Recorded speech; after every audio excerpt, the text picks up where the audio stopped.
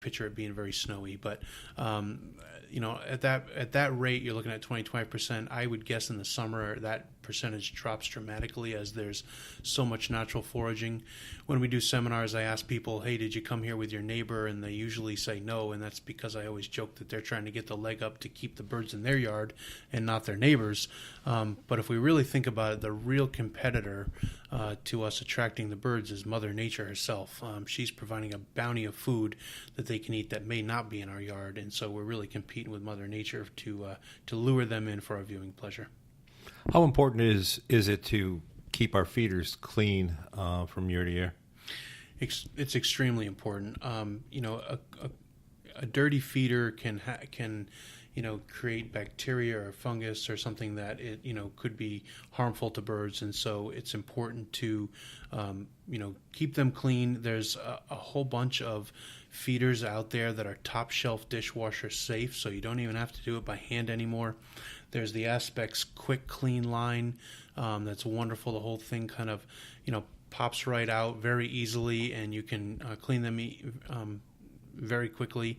The Brome has a line of squirrel busters that all break down into 5, 6, 7 pieces for very easy cleaning.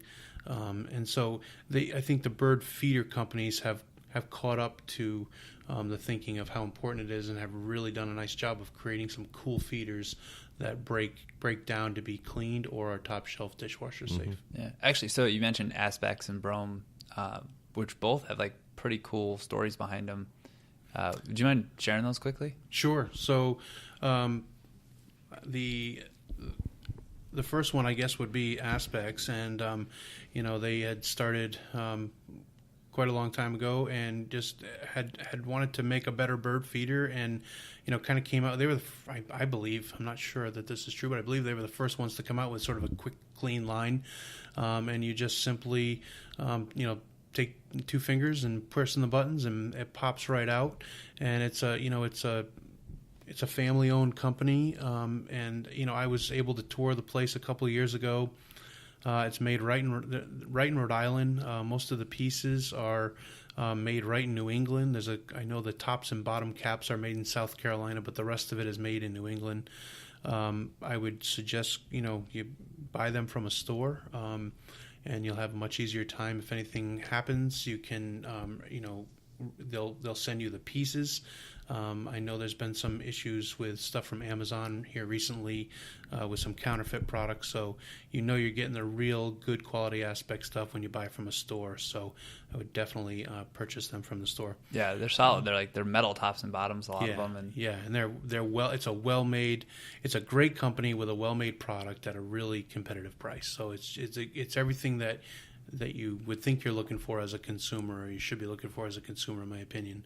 The Brome is kind of a funnier story. It's a Canadian couple, and he was a retired engineer, and as she tells the story, she was being the good, dutiful wife one Sunday morning, cooking him breakfast, and he kind of made the mistake that a lot of husbands make. He opened up his mouth and said something he shouldn't have, and what he said was, your squirrel feeders look lovely this time of year. And she told him to get out to his shed, and he was allowed back in the house when he developed a truly squirrel-proof feeder. And he sort of chimes in the story and says, and 3 years later, I was allowed back in the house.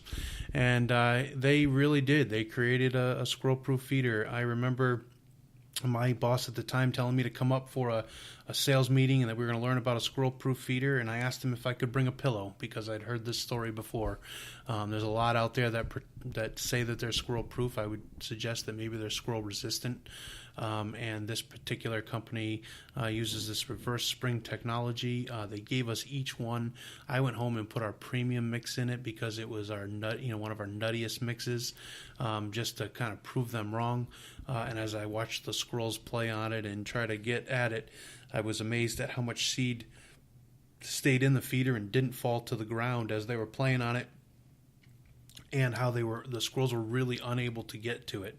I don't know how many years ago that was. I'm going to guess that it was about 8 or 9 years ago that story takes place where that happened, and I still have that feeder and we're still using it, and I haven't replaced a part on it yet. It's a good quality feeder. Yeah, a lot of our customers love it. Swear by it. Well, that answers what was going to be my next question. But what about grackles and starlings? They come in at the end of the year, and they are marauders. I'll tell you what. They chase the rest of the birds away, and they come by the hundreds. Yeah, or the thousands. Yeah, it seems like when they come, it's frustrating to somebody who's buying bird seed because you can almost, as they land in your yard, you can almost watch the bird seed go down in the feeder. They just eat so much so fast. So there's a couple ways to deter them. One is I talked a little bit earlier about a tube feeder not being good for grackles and cardinals because they were sort of large-billed birds. But if we think about, I meant grosbeaks and cardinals. But if we think about grackles and starlings, they're even larger than the grosbeaks and cardinals. So, putting out a tube feeder when you see them come, I sort of bring in my other feeders. I put out all tube feeders. Again, that relationship from the port to the perch is not as comfortable for them to eat at. And then I'll use something like a straight safflower or a straight striped sunflower, and I'll use those. And those are kind of coarse, hard-shelled seeds, and it's really more difficult for them to open. And then if you're feeding suet, there's an upside-down suet feeder where basically it's a bottom-feeding suet feeder. And so something like a woodpecker or some of the chickadees and tufted titmouse can easily access that and eat at it. But the grackles and the starlings, because of their size, have much more difficult time eating at it. And so what happens is they start to realize that they're using more energy to eat than what they're actually getting and bringing in.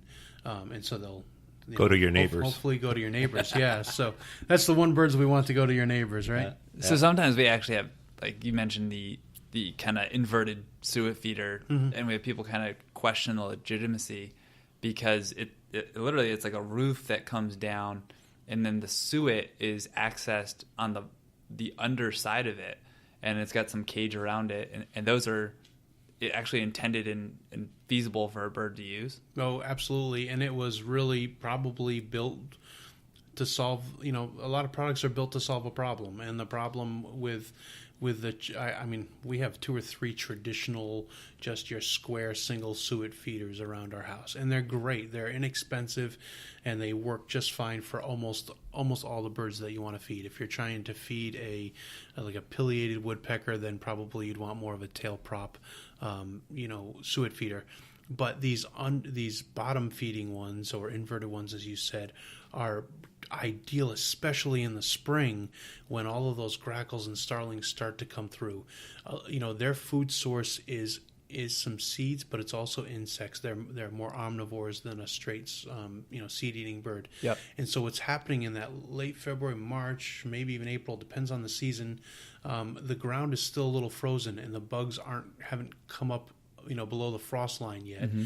And so what we see is that there's a major part of their food source that's missing, and so they go to where they can to get the calories they need. And so if you have a feeder, they're willing to come and scrum as much off you as they can. Yeah. And sorry, Len. No. But the tail prop one is another goofy one where it's got that big wooden piece that hangs down from the suet feeder. But that's because when it's the woodpecker when it's on the tree and searching for insects or whatever, their natural feeding is perching is using their tail as a prop, mm-hmm. almost like a third leg to keep them up so they can, move their head around or maybe even it's probably even strategically designed so they can, drive more into the wood when they're pecking.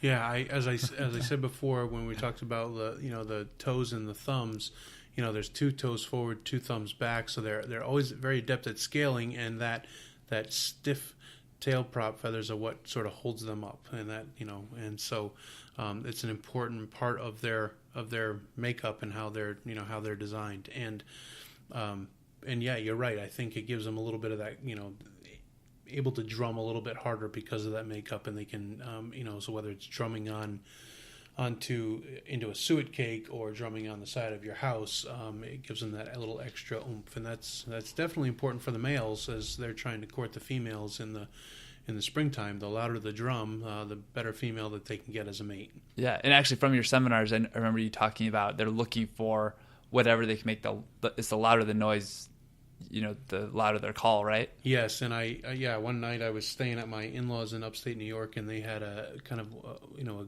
metal chimney pipe, the stove pipe. And so that if you compare that to any drumming you can do in your house, drumming on a metal stovepipe makes an awesome sound. Unless you're the people sleeping at 5 a.m. in the morning, then it's not quite as awesome. But it makes a great sound, and I'm sure he was able to attract a great female that spring because he was loud. Well, that would be an advantage to not drumming on my house. Yeah. The drum on your stovepipe instead. But We sure, could get a little band going here. there you go. Yeah. And from that, last year there was one in the neighborhood, and everybody could hear it, and neighbors could hear it, and we were all talking about it. And from my knowledge and being at the seminar not too long before, I was able to I looked for all the dead wood, and I found this one tree that had died, and it was kind of 3/4 of its original height, and I saw the woodpecker right on the top. Yep. I was a hero in the neighborhood. Well, I try to attract woodpeckers in general, but of course I get a lot of the other birds. And I am very proud to say that this year I have attracted every woodpecker to my feeders that the book says I should have, except the pileated woodpecker. Now I know how to bring them in. So interestingly enough, the pileated woodpecker, there's Coosa dogwoods will in the fall will kind of create this pod that falls to the ground. It's really the seed for the next year, and the pileated woodpecker really seems to enjoy that pod. And so, you have to I guess you have to think about some of these birds and how their natural habitat would be. So if you're trying to attract a northern flicker and you live in a deeply wooded area, that would be a little bit more difficult because they like more of that scrub brush. And so if you live more closely to some farmland, you would have a better chance of attracting a bird like that. A red headed woodpecker or a pileated woodpecker tend to live a little bit deeper into the woods, and so if you kind of live in suburbia like on Wisteria Lane, you're not going to probably attract those two species. But you can see them on bird walks, and I've had a chance to see both of those birds and the scarlet tanager down at Gillette Castle. There's some really great birding right here locally on Gillette Castle. Oh, I've got them. They're ripping the trees apart in the back 40, Just but I can't get them close to my house. Yeah, plant some Coosa dogwoods. Very cool. Very cool.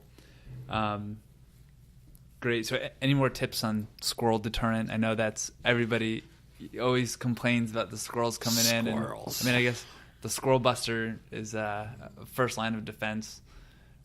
So squirrels is the topic of squirrels is the number one questions that are asked in all of the seminars. And I always sort of laugh because if you talk to anybody, they will tell us that humans are the most highly evolved species in the animal kingdom, and yet we can go into any library and there's a whole section on how to beat squirrels. So I'm thinking they may be as evolved or as smart as we are. One of the things that I suggest to people is most people have at least one feeder in the yard. Most of them have 2 to 3. And so one of those feeders is generally their feature feeder. And that's where they have, maybe it's outside of where they drink their morning coffee, and that's usually the most expensive feeder. And so that feeder in particular, feed your nicest seed in, fill it with, either baffles or guards or those slinky, the squingy things, or anything to deter the birds as much as, deter the squirrels as much as possible. And then off to the side, you have to think about where these squirrels are living. They're not necessarily living in your yard. They're living in some trees, or maybe you border some woods. But near one of those places, I would put maybe a platform feeder with some, whole corn or cracked corn or something to deter them. And if you make it very easy for them to feed in one spot and much more difficult for them to eat in another, generally speaking, they'll go to the easier spot because again, they're sort of, they're using less calories to gain the most calories, and that's sort of a biological, principle that everybody in the animal kingdom does. Is we try to get waste as little calories or energy to get as much calories as we can, and I truly believe that's why we have drive-thrus. So we're paying off the squirrels to stay away from our feeders. We